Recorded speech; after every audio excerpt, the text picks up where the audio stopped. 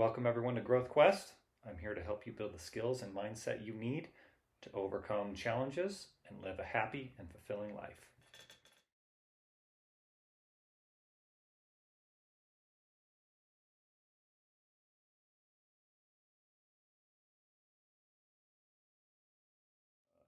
Have you ever found yourself starting a new project, a new hobby, or maybe trying to develop a new habit only to give up after a short while? Well, you're not alone. That's a pretty common issue. Today I want to talk to you guys about why people have such a hard time sticking to their goals, and I want to help you guys learn how to love hard work. The first thing I want to talk to you guys about is the difference between pleasure and satisfaction or fulfillment. When it comes to pleasure, for example, eating a delicious meal, at the very beginning of that activity, that meal is going to be most delicious and most pleasurable on that first bite.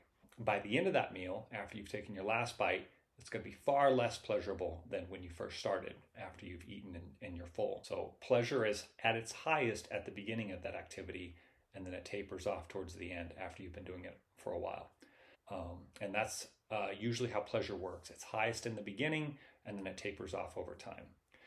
The difference between pleasure and satisfaction or fulfillment is when it comes to satisfaction, it's usually the exact opposite. Satisfaction usually comes from doing something challenging or hard, or for example, learning a new skill like an instrument. In the beginning, it's going to be most difficult and it's going to be least pleasurable because it's hard. Now, as you practice and develop that skill over time, it's going to become more enjoyable because you're getting better and better at it. And the great thing about satisfaction or fulfillment when it comes to this example is that feeling is going to last a lot longer even after that activity is done. So in the first example with pleasure, by the end, that good feeling is gone after you've finished that activity. With the satisfaction activity, learning a new skill, that positive feeling, that feeling of satisfaction is going to last for quite a while after you've finished whatever that activity is. Now, remember, when you're learning something new or trying to learn a new skill, it's always going to be hardest in the beginning. And that's just because you don't know what you're doing. Now remember, it's going to become more enjoyable as you get better at that skill. So I'll give you a personal example from my career. I went into the semiconductor industry as an engineering technician. Now, when I first went into this industry, I did not enjoy it, and that's because I was not very good at it. I didn't have the skills necessary to be useful in that environment. Now, initially, when I first got into this industry, I thought that this was not a good fit for me because I didn't enjoy it. Now, with that being said, I stuck with it, and over time, I got a lot better at it. And because I got better at it, I actually found myself starting to enjoy that job. And after almost 20 years in the industry, I've actually become a master level engineering technician. And I've gotten to the point where I actually enjoy my job quite a bit because I've developed those skills that make me useful in that job. So that's just one example to show you that initially you kind of have to move past that feeling of discomfort, that feeling that maybe it's not a good fit for you, and you got to stick with it for a while to see if it's something that you can get better at, which you should be able to for most things, and then see at that point if you actually start to enjoy it. How do we learn to love hard things and not give up right away? So the first thing that I think that you should do is find a way to be uncomfortable. And that can be seeking out some type of physical discomfort or emotional or social discomfort. Now, one of the best ways that you guys can do this is by physical exercise. It's the easiest way to basically make yourself feel uncomfortable, feel a little bit of pain, and start to develop the ability to sit in discomfort. Now, when you're starting something new, let's take running for example, you're going to have to recognize that initially the goal is not to get better at running. The goal is to get better at being consistent and building the habit. It's just a little bit different way of approaching building a habit, right? A big part of this goal is developing the ability to be okay being uncomfortable or being in discomfort for a little while. Now, I'm not talking about being in a lot of pain or a lot of discomfort. I'm talking about a little bit of discomfort. Okay. What we want to do here is we want to recognize that the goal is not to improve at whatever skill you're trying to build initially. The goal is to prove that you can be okay in discomfort and that you can build the ability to be consistent. When you start a new skill and you reach that point where you're starting to feel uncomfortable, let's take running for example. Let's say you're reaching that mark where your legs are starting to burn, your lungs are starting to burn. You need to acknowledge that discomfort is a good thing. That discomfort means that you are growing. And so you need to be able to make that association in your brain that discomfort equals growth. And at that point, you want to tell yourself, I'm proud of whatever skill you're trying to build and that discomfort that you're in. You need to associate that with growth and tell yourself, I'm proud of myself for reaching this point of discomfort. The second thing is you want to start small.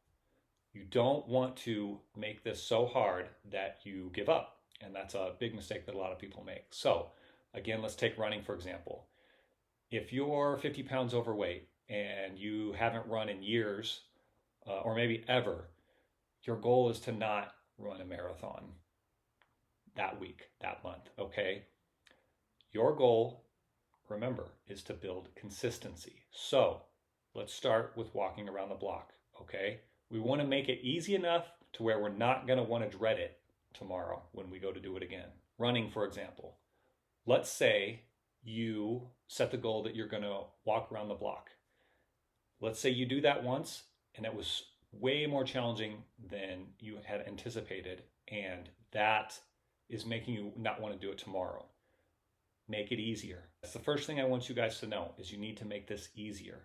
So if going around the block is too hard, you need to start smaller. Go to the mailbox and then come back, okay? Once you've gotten to a point where you can do that and the discomfort is not unbearable, or let's say maybe you've moved past discomfort and it has become relatively easy, then you make it a little bit harder. Then you go to walking around the block. Once you reach the point where that's become relatively easy, then maybe you start walking around the whole neighborhood. Once that becomes easy, then you incorporate a little bit of jogging at certain points on this walk. And the point is to gradually make it a little bit harder. You want to feel a little bit discomfort, but not too much that you dread it the next time you do it.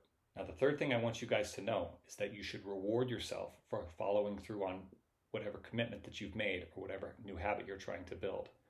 So I'll give an example in my life. When I first started lifting in the gym, I would reward myself with a healthy protein shake. It's something I look forward to.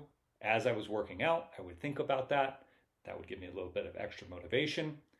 And after the workout's over, I would tell myself I did a good job and reward myself with that protein shake. If it was a day that I didn't work out, I would not give myself that reward. Now here's the thing.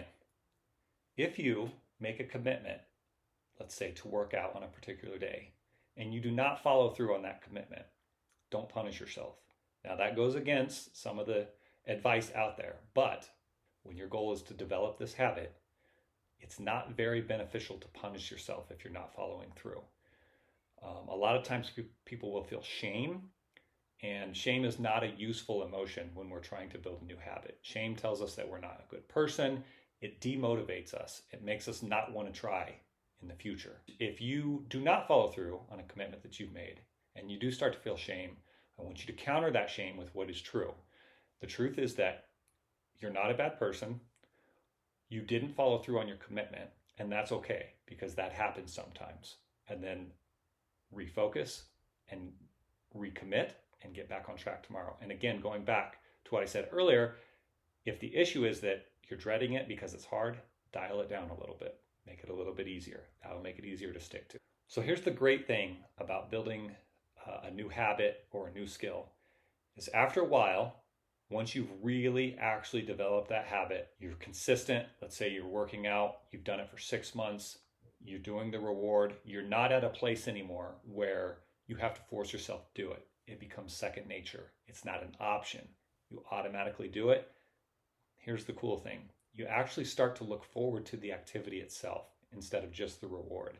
For example, when it comes to working out, lifting, running, there's a certain high that you get, that your own body produces, that you get after you complete that workout. You're going to start to look forward to that feeling that you feel, the feeling of doing something hard and feeling proud, as opposed to just the reward. That's a really, really good feeling. And that's how you build the skill of learning to love to do hard things. It's like magic. You're going to love it. Okay, finally, one more thing I want you guys to know is when you're building a new habit or developing a new skill, in the beginning, focus on one habit or skill at a time, and don't start to develop a new habit or skill until the first one is really, really set in place and it becomes second nature, and you don't have to resist the urge to not practice or not do whatever new habit or skill you're building.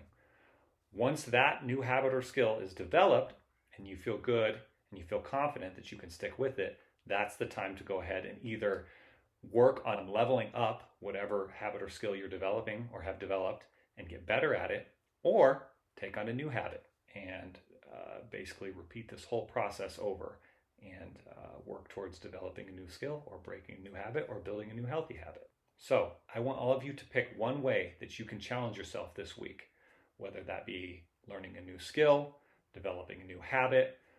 This is going to be one way that take you a little bit out of your comfort zone. You're going to feel a little bit of pain, a little bit of discomfort, and this is a commitment that you're going to make to yourself and to other people. So go ahead and post those in the comment. I'm looking forward to seeing how you guys are going to improve and what new skills that you guys are going to develop this year. Last thing I want to say to you all is I know how hard it is to make changes, especially when you're trying to do it on your own. Maybe you don't have the means to hire support, or you just don't have that support system. So I just want to let you all know that I am very proud of you for pursuing growth and going on this journey, leveling up in life. Thank you for watching, guys. I look forward to seeing you all in the next one.